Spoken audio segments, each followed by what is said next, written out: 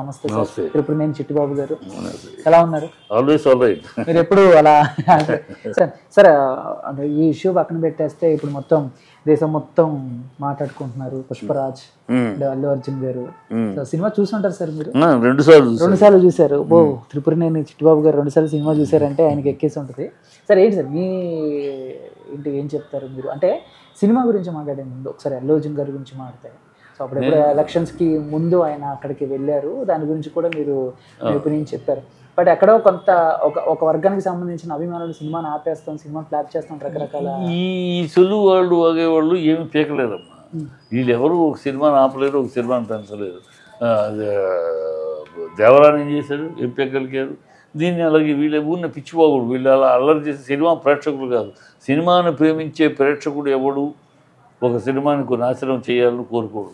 సినిమాని ప్రేమించేవాడు ప్రేక్షకుడు, సినిమాని ప్రేమించే ప్రేక్షకుడు. వీళ్ళంతా గాలి సోది బాపతు భజన పనులు, వీళ్ళు ఏదో వాగుతూ ఉంటారు. వాళ్ళకి ఆ వాగుడు గురించి మనం పట్టించుకోకర్లేదు. కానీ వాళ్ళందరూ అంటారు, వాళ్ళందుకనే దే ఆర్ ఎలాంటి వాళ్ళు అంటే అబ్బా అమ్మ వద్దు వద్దు అంటే అర్ధరాత్రి పుట్టుకొచ్చిన, అర్ధరాత్రి అమావాస్యకు పుట్టుకొచ్చిన అర్భక జాతి ఈ జాతి. అలాంటి వాళ్ళు ఆ జాతి సోషల్ మీడియాలో ఒక జాతి ఉన్నారు. ఈ జాతి ఇలాగే లేనిది ఉన్నది పోయి ఏది సొనకానందం పొందుతుంటారు ఇలాంటి తప్పుడు వార్తలు. వీళ్ళ వల్ల అయ్యేది సచ్చేది.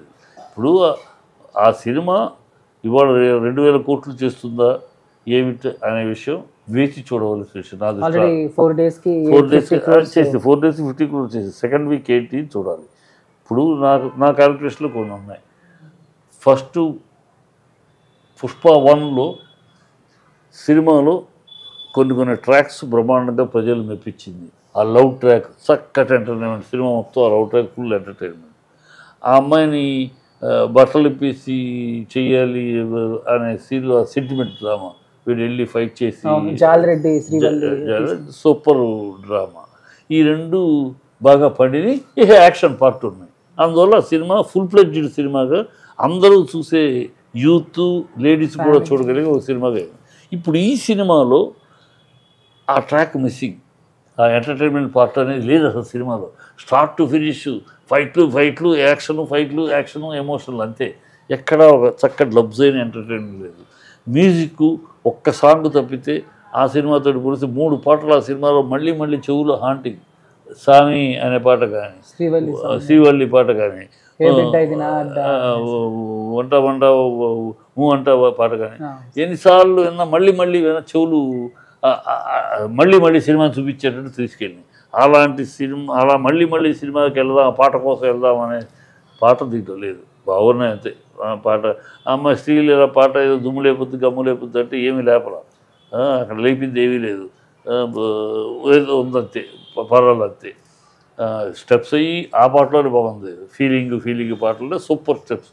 దీంట్లో అసలు స్టెప్పింగ్ కూడా పెద్ద గొప్ప స్టెప్స్ లేవు, ఏమీ లేవు. సో ఈ కంపారిజన్గా సెకండ్ రేట్లు, ఈ రేట్లతోటి ఈ సినిమా సెకండ్ వీక్ ఎలా నిలబడుతుంది, ఎంతవరకు వెళ్తుంది. ఇప్పుడు ఆల్రెడీ ఫస్ట్ వీక్లోనే 3వ రోజు 4వ రోజు 40% ఖాళీ ఉన్న థియేటర్లో. ఇక్కడే కాదు, ఢిల్లీ కాదు, ఎక్కడ చూసినా 40% ఖాళీ, 60% ఫుల్ అవుతుంది.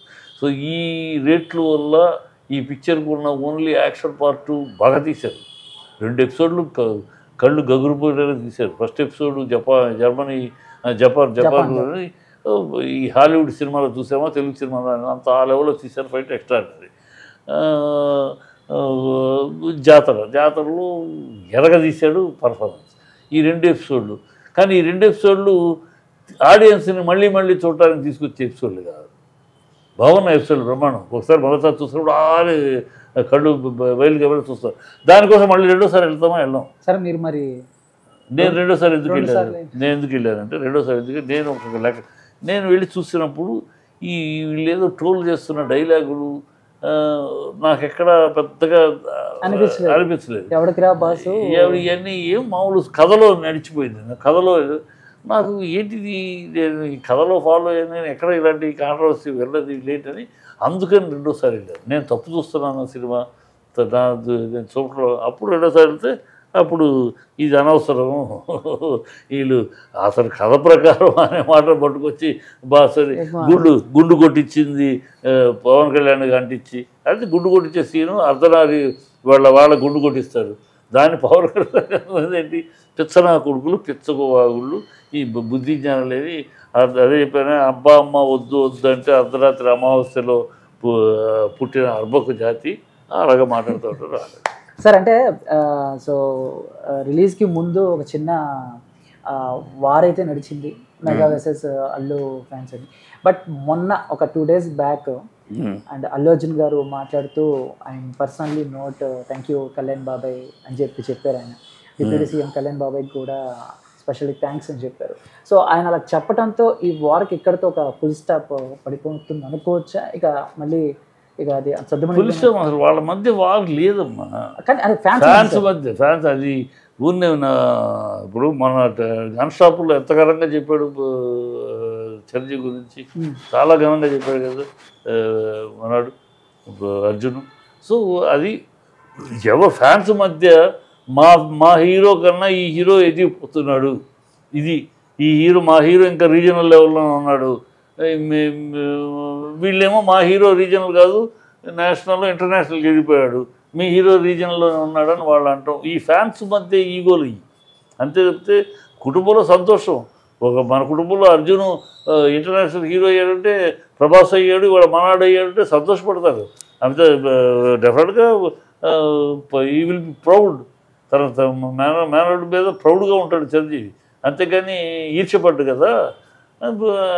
ఈ ఫ్యాన్స్లో ఉంటుంది నా హీరో నీ హీరో, నా హీరో ఇంటర్నేషనల్ అయిపోయాడని వీళ్ళు వాగుతారు, మీ హీరో రీజనలే, ఇంకా మీ రీజనలే దాటలేదు మీరు, మా వాడు నేషనల్ ఇంటర్నేషనల్ అయిపోయి ఈ ఫ్యాన్స్ అవి అక్కడ అందువల్ల కనపడే తప్పితే సోషల్ మీడియా వల్ల వాళ్ళకి అడ్వాంటేజ్ వాగుతూ ఉంటారు. కానీ నిజమైతే కాదు.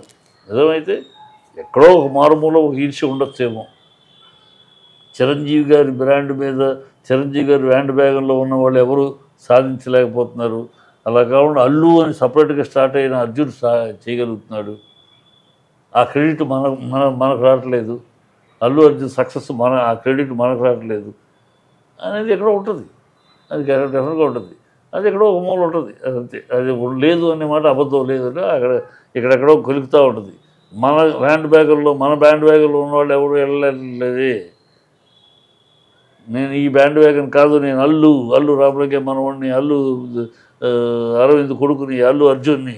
అల్లు అనేది నాకు ఒక 3 తరాలుగా ఇండస్ట్రీలో నా హెరిడిటరీ, దాన్ని కాపాడుకుంటూ వెళ్తున్నాను. అతను ఎక్కుతున్నాడు పైకి. మెగాస్టార్ బ్యాండ్ బ్యాగులో ఉన్నవాళ్ళు ఎవరు ఎక్కట్లా, ఇక్కడ ఆగిపోతుంది. రామ్ చరణ్ గారికి కూడా మంచి ఇప్పుడు రామ్ చరణ్ వెళ్తున్నాడు కదా, అది వెళ్తే సంతోషపడతారు. అది కూడా వెళ్తే అది ఏమైనా అయింది అనుకోండి ఇంకా బాధపడతారు. Thank you sir. ఓకే.